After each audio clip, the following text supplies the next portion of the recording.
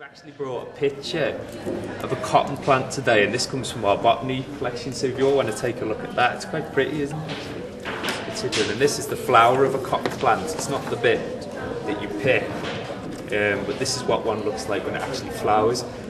And cotton was one of many plants that they grew during the plantations in the Caribbean and the Americas, where enslaved Africans were forced to do this backbreaking work for absolutely nothing and were treated absolutely horrifically.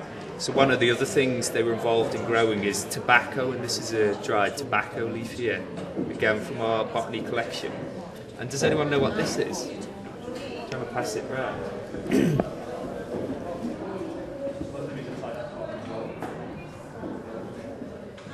Got the ideas?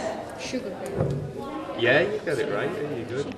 So sugar cane is another plant, and it's a form of grass, and when it's fully grown it will be much taller than me, most probably taller than this ceiling here.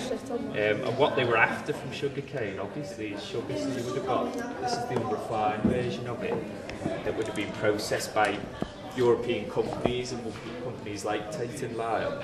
And it was backbreaking work to prepare to get this unrefined sugar you see there from this. So you'd wait till the sugar cane was fully grown, and then the enslaved Africans would be forced to cut it down, and again that was very dangerous work because they'd have to use tools like machetes and other such tools.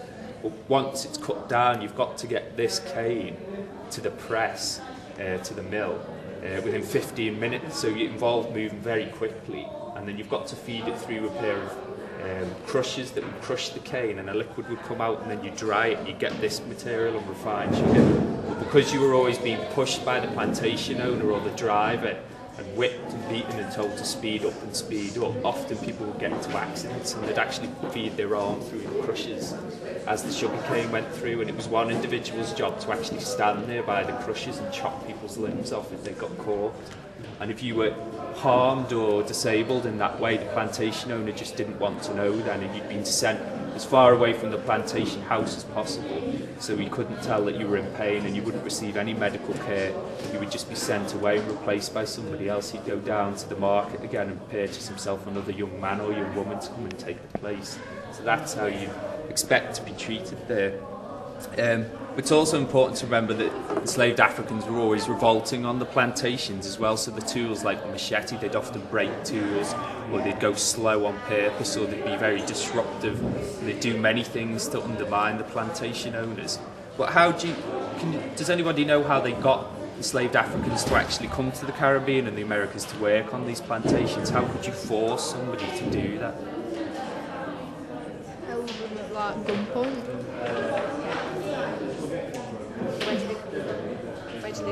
Where were these people when they were held at gunpoint?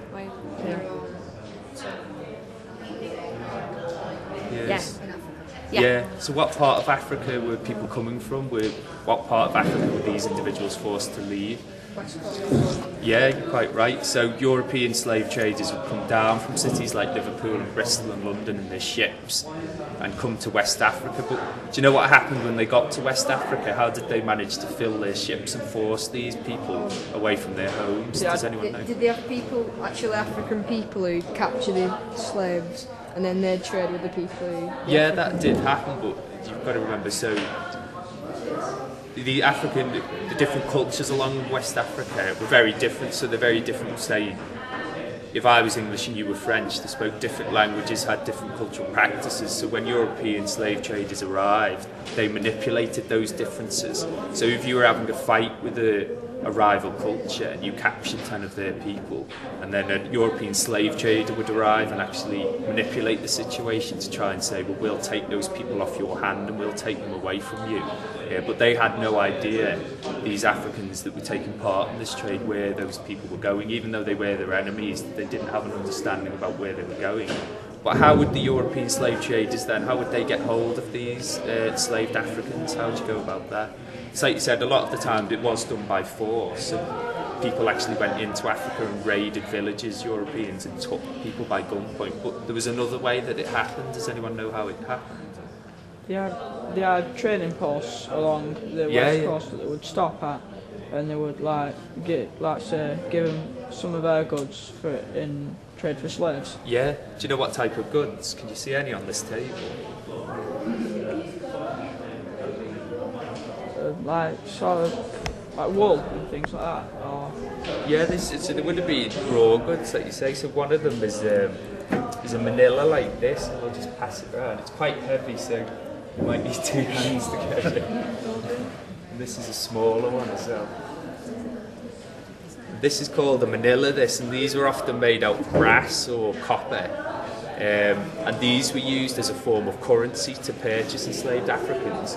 Because if you think about the 17th or 18th century, people in Britain wouldn't have been using the same currency as people in West Africa. Same as people in Britain weren't using the same currency as the people in France. So they needed something familiar that both parties could use to buy and sell with. So do you know where these would have been made? Has anyone got an idea? Sheffield. Nearly, actually, yeah, nearly. It would have been Birmingham. So although Birmingham, again, like Manchester, wasn't a port city, like Bristol, Lancaster or Liverpool, it did actually make a lot of money out of the slave trade because it was producing the raw goods that slave traders wanted for them to take out as well. And another thing they used is beads. They used glass beads and shell beads, as you can see in this bag. Do you want to pass? Yeah, that right.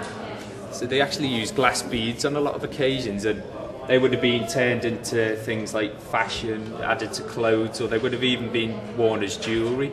Can anyone take a guess at what part of Europe these glass beads would have been made in? It was a city that was really famous for producing glass. It's got a long history. It still is today, actually. Part of Italy. Oh no. Oh, no. yes, that's I true, wouldn't be yeah. surprised, yeah. I'm sure they would have. It's in Italy. It was Venice that produced a lot of these glass beads, so you can see how the trade affected the whole of Europe, really. A lot of the different countries in Europe were involved. Even if they didn't send merchants out themselves on ships, they produced the goods that merchants actually took out. But European slave traders were after other goods as well, not just human beings. And can anyone think of what else they were after when they got there to make a profit? This is one thing. Do you want to pass this around again? ivory. Yeah.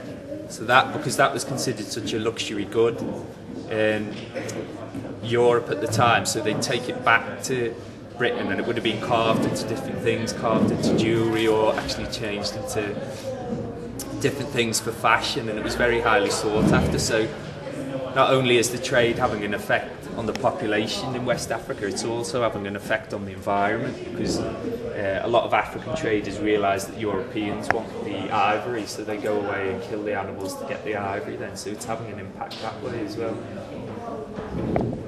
Okay, thank you.